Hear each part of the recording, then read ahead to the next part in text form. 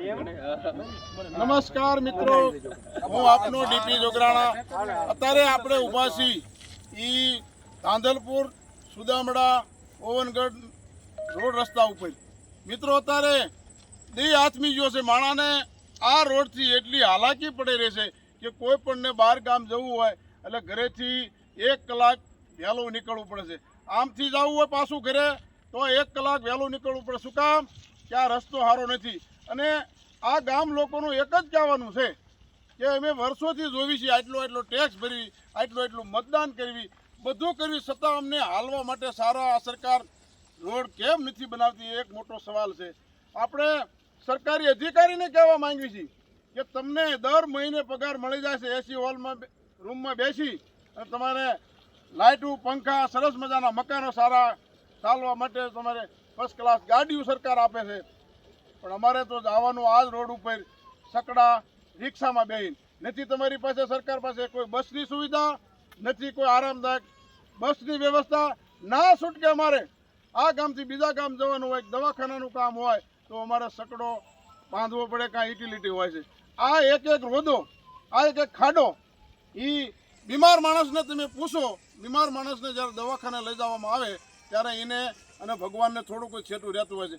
કોઈ બેન દીકરીને ડિલિવરી માટે લઈ જવાના હોય ત્યારે એનો આત્મા પણ કકળતો હોય છે. પણ આ નિર્ભર તંત્ર કોઈ પણ જાતનું કોઈનું સાંભળવા માંગતી નથી. કાંઈ આમની પાસે નીતિ નથી, કોઈ નિયમ નથી.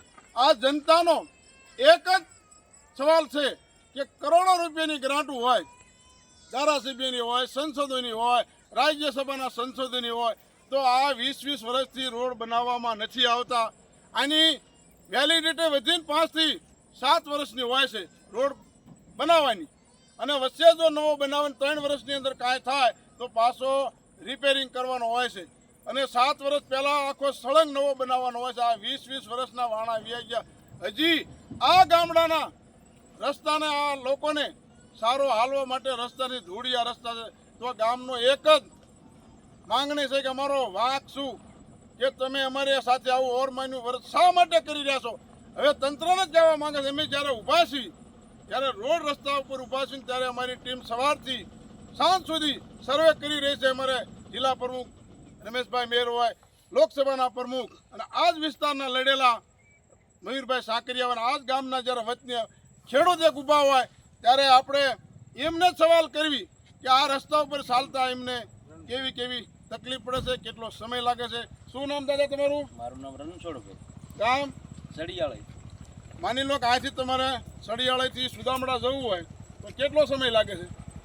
સમય તો લાગે જ છે, પણ પ્રથમ પહેલાં મોટરસાઇકલ લઈને જવું હોય કે નહીં, એટલે એક તો પ્રથમ પહેલાં એ જ બીક રહે કે ઘરે આપણે હરખી રીતે પહોંચી જઈએ તો બહુ સારું કહેવાય. એક તો એ જ પ્રોબ્લેમ છે આ રસ્તાની, કે રસ્તો એવો છે. હવે માનો કે કોઈ વાહન સાઈડ લેવા જાય કે નહીં, એટલે એક અમારે ગામનો છોકરો હતો, એને સાઈડ લેવા ગયો કે ને હકીકતમાં આપણે દર્શન ભળી રહ્યો છે આગળ અહીંયા કણે એ સાઈડ લેતા જરાક વાહન અડી ગયો ને, જે ઢીસણ ભાંગી ગયો તો એ ભાવનગર ગયો તો દવાખાને, અને ઓછામાં ઓછો એને 1.5 લાખ રૂપિયા ખર્ચો કર્યો, એ પગ વળતો નથી. પ્રોબ્લેમ થાય છે. આ અમે નથી કહેતા, આ સડિયાળી ગામના વતની અને ખેડૂતની વ્યથા છે કે આ રસ્તા ઉપર પડે અને એક વ્યક્તિનો પગ ભાંગી ગયો છે. બીજા એવા અનેક કહે છે કે આ રસ્તા ઉપર બાઇક ચાલે એટલે શ્યાન ચક્કર જાય એટલે 750 રૂપિયાના શ્યાન ચક્કર આવે. 1 લીટર પેટ્રોલ પુરાવી એમાં 45 રૂપિયાનો ટેક્સ ચૂકવવામાં આવે છે. શું કામ? સારા રોડ રસ્તા માટે. અને એ ટેક્સ ટેબલ ઉપર લેવામાં આવે છે. કોઈ કટકે કે કોઈ 15 વર્ષ બાકી રાખતું નથી, 1 દિવસે બાકી રાખતું નથી. ત્યારે આપણે બીજા જ એક વ્યક્તિ છે, અહીંના સ્થાનિક છે, એમને જ પૂછ્યું તમારી વ્યથા શું છે, તમારે રસ્તે તકલીફ શું છે? શું નામ તમારું? મુનાભાઈ. ગામ સડિયાળી. આ રસ્તો કેટલા વર્ષથી આવું નવો લાગે છે? આમ તો જ્યારે જોવો ત્યારે બંધ ને એકાદ વાર થાય તો છૂટી જાય. અને પછી આ ધૂળ ઉડે કે કોઈ વાહન સામું મળે તો આપણે આંખો ન વગાડે, બધું નાયાનો એવું બધું માથું આખું મોટું ધૂળવાળું થઈ જાય. પછી વરસાદ આવ્યો તો ક્યારે લપટીને પડવી, કેટલો ખાડો છે, ખાડામાં પાણી કેટલું ભર્યું છે આપણે ખબર ના પડે, અને પડવી પછી અમુક પછી ક્યાંક તો એવા ખાડા હોય કે આપણો કેટલો ખાડો પડી જાય એવો હતો. આ જુઓ, આ એક ખેડૂતની વેદના છે, અંતરની વેદના બોલે છે કે અમને સારા રસ્તા બનાવો અને સારા રોડ રસ્તા બનાવવા માટે ટેક્સ ચૂકવતા હોય છે, દરેક વસ્તુની અંદર ટેક્સ ચૂકવતા હોય છે, પણ આ સરકાર આની પાસે કોઈ નોલેજ નથી કે શું રોડ રસ્તા કરવા, કેવી રીતે કરવા, એ કોઈ જાતનું નોલેજ નથી. ત્યારે આપણે સીધા વતની છે, અહીંના સ્થાનિક છે, એમને જ પૂછ્યું, શું નામ તમારું? ભરતભાઈ. ગામ ઓવનગઢ. આ રસ્તો તમને કેવો લાગે છે? આ રસ્તો હાવ ખરાબમાં ખરાબ છે. ત્યારે છેલ્લી ક્વોલિટી છે, 20 થી 25 વર્ષ પહેલાં બનેલો છે, તે જૂનો અત્યાર સુધી કોઈ બન્યો જ નથી.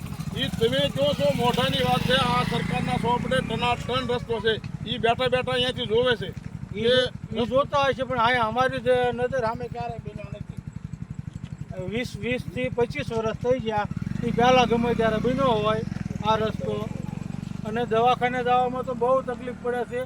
ડિલિવરીવાળા બહેનો હોય ને તો અધવસાળા ડિલિવરી થઈ જાય છે રોજાના કારણે. એ સુદામડા દવાખાને નથી પહોંચી શકતા. જોયેલો આ વેચા અને ધૂળ ડમરીનો તો રસ્તામાં કોઈ પાર જ નથી. કોઈ પણ વાહનની પાછળ હાલી ઊભું રહી જવું પડે. આ વ્યથા સ્થાનિક આગેવાનોની છે, ઓવનગઢ ગામના વતની છે. દવાખાને સમયસર પહોંચતા નથી કે બહારગામ જવા માટે સમયસર પહોંચતા નથી, નિશાળિયા ભણવા જાવ તો સમયસર પહોંચતા નથી. આ એક જ એમનું કહેવાનું છે, ટેક્સ સમયસર ભરવી છે, સમયસર અમને આ સારા રોડ મળવા જોઈએ, આ એમની વ્યથા. અને અધિકારીઓને કહેવા માંગવી છે કે તમારું પેન્ટને દોરી બાંધીને રાખજો, એટલે કે અમે સમય ફરતો જાય છે, ખુરશી પાસે બેસી નહીં શકો, તમે સહયોગ કરવામાં ધ્યાન રાખજો. આ જે વેદના છે એ અમારી વેદના નથી. આખી વિશે તમે જ્યારે સુરેન્દ્રનગર જિલ્લાની હદમાં આવો ને ત્યારે તમે આખી વિશે આવો રાતે